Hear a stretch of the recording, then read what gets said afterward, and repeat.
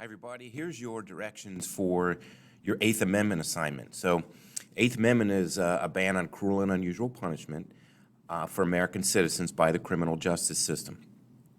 Your topic you're going to look at this week is whether or not the death penalty violates cruel and unusual punishment. Okay, so there's two assignments that you're going to have to complete. One is a video that you're going to watch. It's a frontline video, and it's called Death by Fire, and it's about a guy. You can see him here. He was accused of setting his house on fire and killing his 3 children. So that's criminal arson, capital arson, I should say. He was given the death sentence. Watch the video. It's 53 minutes long. It's a really good video. And I ask that you reserve judgment of whether or not he's guilty until the end, because after the first 10 minutes, I think a lot of you will say, this guy's guilty. I don't need to watch the rest of this. But go ahead and watch it, because they punch holes throughout the rest of the program. They punch holes in the case against him. So whether or not he's guilty, please reserve that to the end. Okay. Now, as you watch the video, I've got some questions for you to think about and actually to answer. So these questions you'll answer as you go through the video. Okay. Then after that, the assignment is for you to tell us whether or not you think the death penalty violates cruel and unusual punishment. So you'll write a 5-paragraph essay, and the directions are here. Answers the question, does the death penalty violate the Eighth Amendment's ban on cruel and unusual punishment? Okay, there's a couple things I want you to keep in mind as you do this, okay? This is your opinion.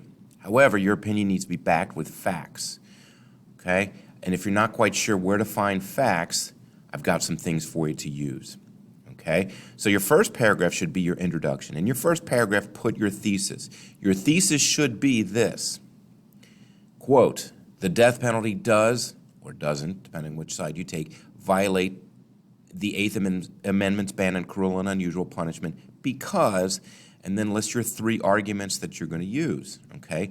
And in the following second, third, and fourth paragraphs, present each argument separately and then back it with important facts.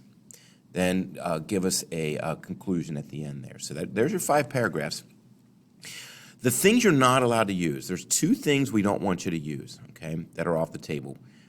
Think of this as you're in a court and you're arguing for one side. By the way, you are presenting one side. You don't have to acknowledge the other side of the argument if you don't want to. So you're just presenting the one side. So you're just arguing your point. The first thing we don't want you to put in there is any kind of biblical arguments. Throughout the years, students have put, well, the Bible says an eye for an eye. That's not going to work in a court of law. Okay, that argument's going to be thrown out. And the other argument we don't want you to use is any kind of emotional arguments. You know, for instance, how would you feel if somebody killed your mother? Wouldn't you want that person to get the death sentence? Okay, that's a hypothetical situation, first of all. And second of all, you know, that may change somebody's arguments about the death penalty and how they feel about the death penalty. So stay away from those kind of arguments.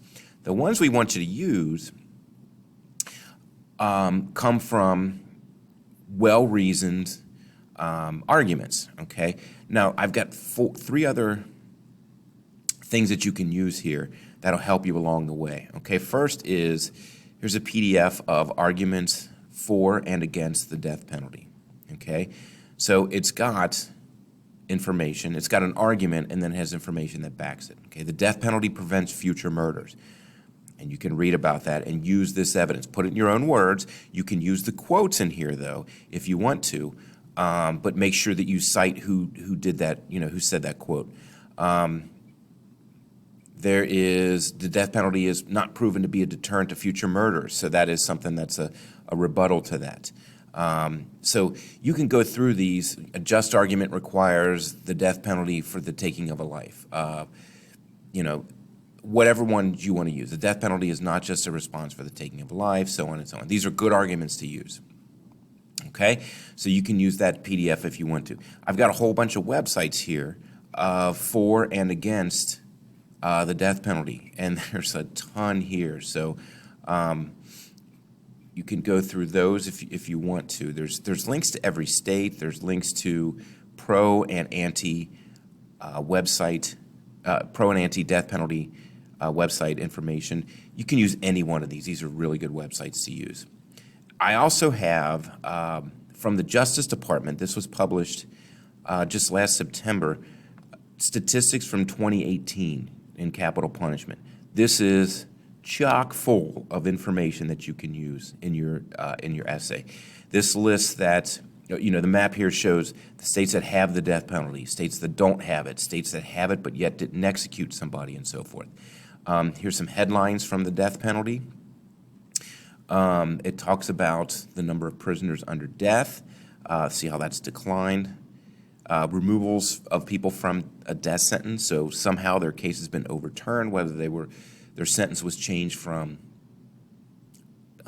death to life in prison without parole, or it could be somebody that's just exonerated from their crime. They're found, new evidence comes up that shows that they're not guilty and they're released from prison. So this kind of stuff is throughout these statistics.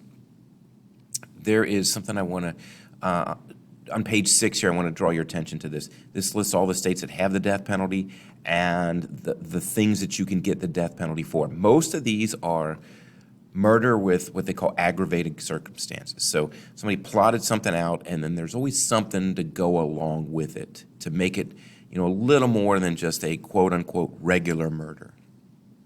Okay, some places like in California, you can get the death sentence for robbing a train.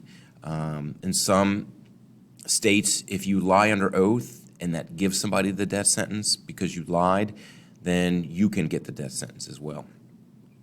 So there's, like I said, all kinds of information in here. It gives you the listing of types of death. Some states still use electrocution, lethal gas, hanging, firing squad, nitrogen. They give you nitrogen. That's a different type of lethal gas. But most states, all states, use lethal injection. Okay? All right, so there's your instructions. If you have any questions, email your teacher. Ask, am I on the right page here using these arguments? I'm not sure if this is a good argument or not. Are these good facts to use, and so forth? So email us, and we will help you out as best we can. All right, good luck.